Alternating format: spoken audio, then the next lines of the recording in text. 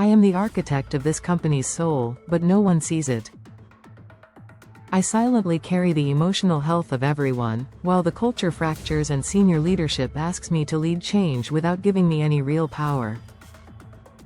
I give workshops, conduct climate surveys, but they're just symbolic actions. Deep down, I feel invisible. As if my job is only about soft skills, while technology gets all the budget and the spotlight. I'm caught in a vicious cycle of irrelevance. I remember a meeting where I presented a conscious leadership plan.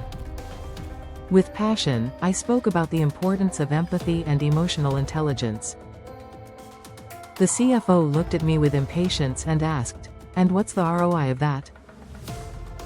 I didn't know how to respond. That day I felt all my work was useless, that my efforts to humanize the business were doomed to be underestimated.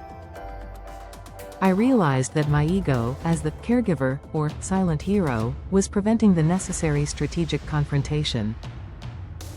I knew that without culture there is no execution, but I didn't know how to articulate it in the language that senior leadership valued. It wasn't until I read about how digital transformation projects fail that I realized the scale of the problem. The very human issues I was trying to solve were the reason 80% of all those expensive projects failed. I decided to change my approach. Instead of talking about feelings, I started talking about risks and profitability. I prepared a strategic report that connected the cost of burnout, talent turnover, and low-tech adoption with the company's financial losses. In my next meeting with senior leadership, I didn't talk about emotions. I talked about the human debt they were accumulating and how it was becoming an invisible cost, affecting the profitability and legacy of the business. I showed them, with data, that the human factor was not a luxury, but an unmissable strategic and financial imperative. My role changed. I stopped being the caregiver, and became the architect of real change. I felt empowered and heard. Senior leadership began to see me not as a support function, but as an indispensable strategic partner.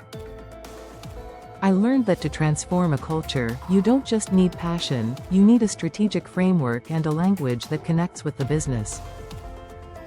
Now I am the voice that articulates the value of the human element and the architect of a culture that enhances resilience and innovation. And I've discovered that by empowering others with a language that validates them, I empower myself.